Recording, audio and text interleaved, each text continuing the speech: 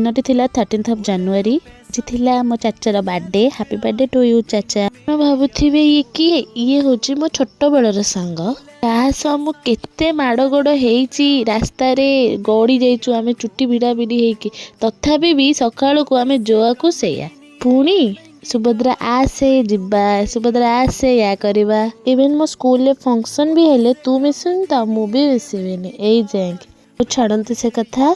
तो आमे जाइकी cake ready करी केक काटिदेलु से केक काटला बंद करंतु तार सबू विश फुलफिल हो आउ से जो एम रे आगु को जाउची तो सक्सेस हो। केक कट पर आम केक खाईदेलु देन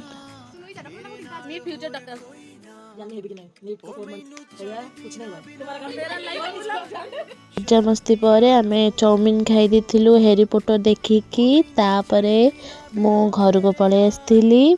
आपण माने प्लीज ताको कमेंट सेक्शन में हैप्पी बर्थडे विश करंतु।